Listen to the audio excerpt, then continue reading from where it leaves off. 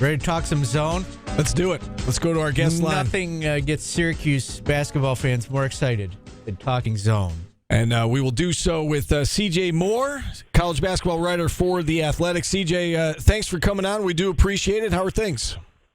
I'm doing well. How about yourself?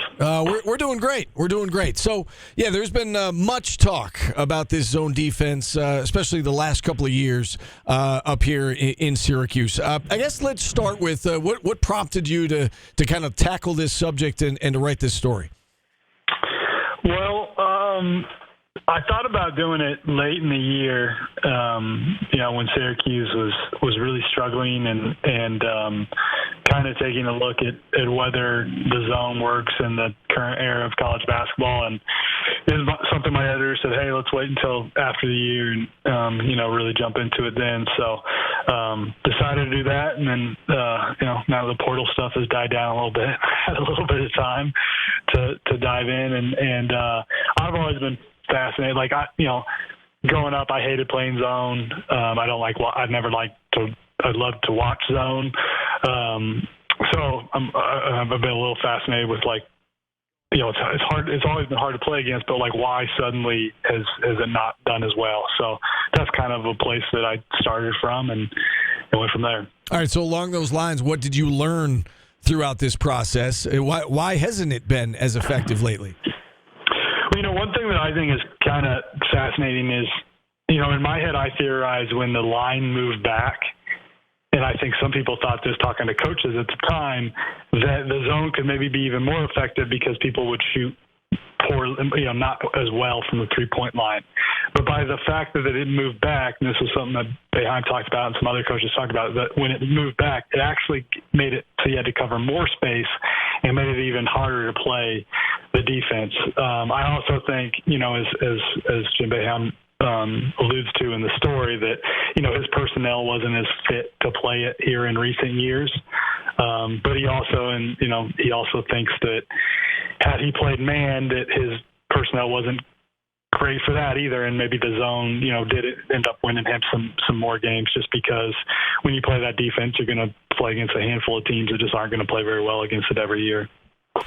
So I know part of the piece, or at least a line in the piece that kind of surprised me or, raised my eyebrows, is when, he was asked, Jim Boeheim was asked, if he was starting to coach now, what defense would he play? And I believe the line was almost 90% man. That surprised me. Did that surprise you? And can you give us some more of the context behind that statement?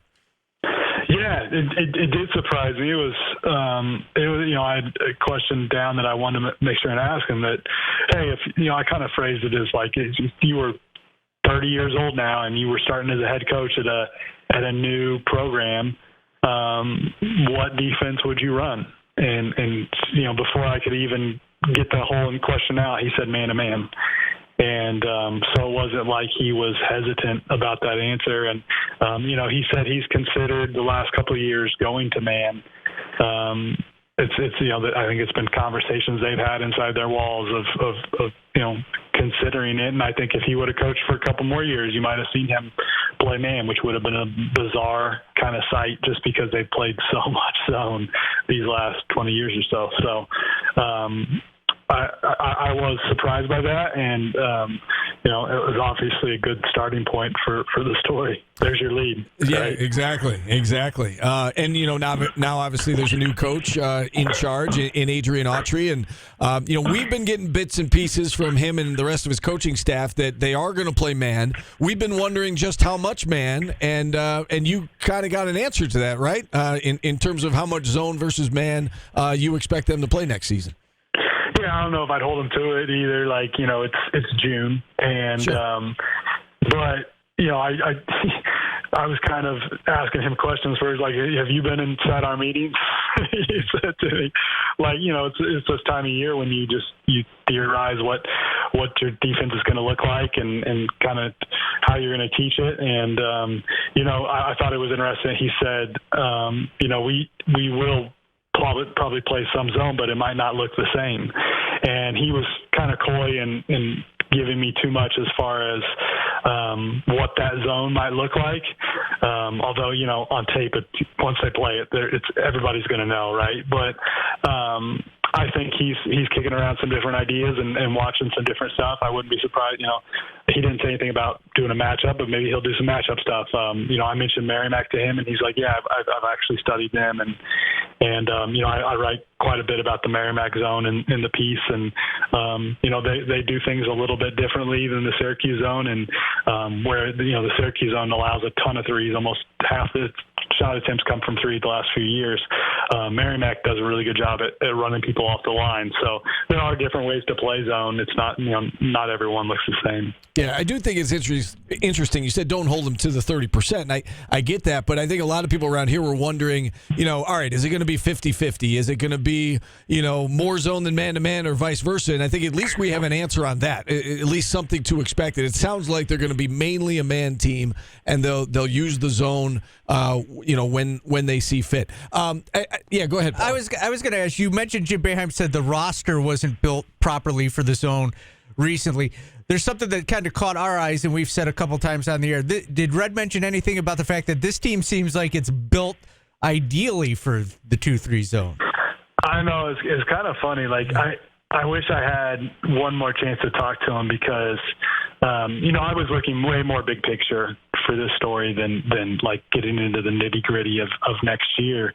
But you go to their recruiting page and they have a 7-2 center and a 7-4 center coming in. And one thing he did say to me that I didn't put in the story was, I was like, does this change the way you recruit because you'll be playing a different defense? He said, no.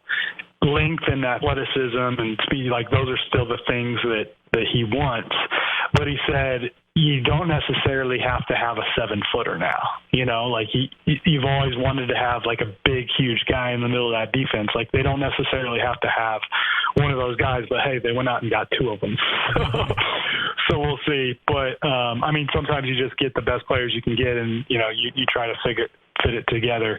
But I did think that was fascinating that he said to me, we don't necessarily have to have like that 7-footer, but they happen to have two guys that went out and got that are. Yeah, and that goes back, Paulie, to the Malik Brown situation where, we asked, can Malik Brown play some center? And it sounds like they absolutely believe that he can play some center, and he's far from a 7-footer. So it will be interesting to see how things evolve for this program. It'll be interesting to see how things evolve just around college basketball. Do you think, in 5 or 10 years, CJ, that the zone will be, I don't want to say obsolete. I'm sure some teams will still be playing it, but are we going to see less and less zone, over the course of the next 5-10 years? I think we've already seen less. I mean, if you go through my story and the fact that, like, I think 7, 8 years ago, I can't remember which year I used, either 14, 15 or 15, 16, there were like 70 teams playing at least a third of their possessions of zone.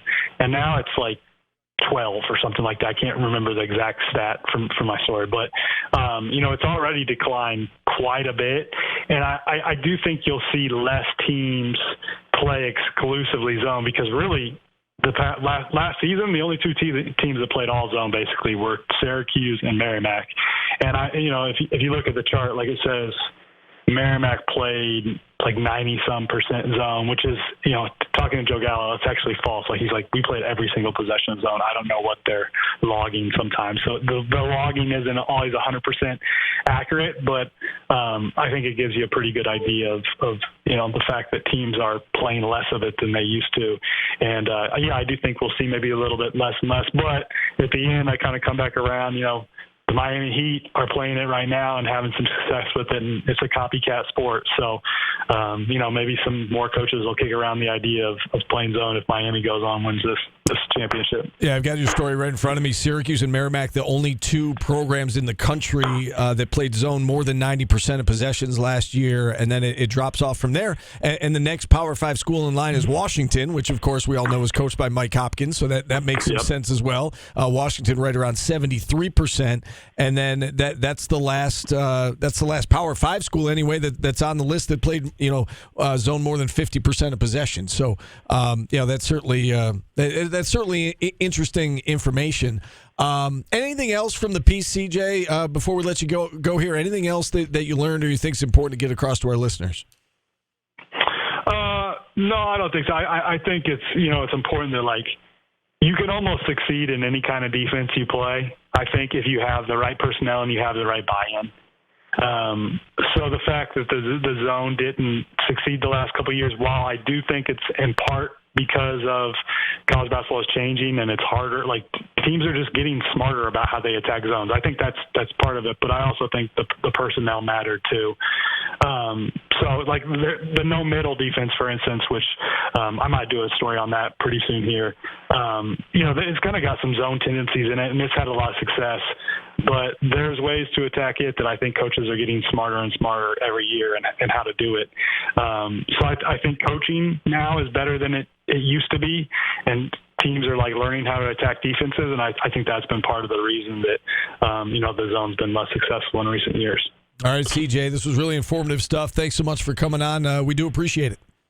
Thanks for having me, guys. Appreciate you. All right, CJ Moore from The Athletic. And with that, we'll hit our final time. Now, there's time to check in if you want to do so at 315-437-7644. We'll hit our final timeout. We'll wrap things up next.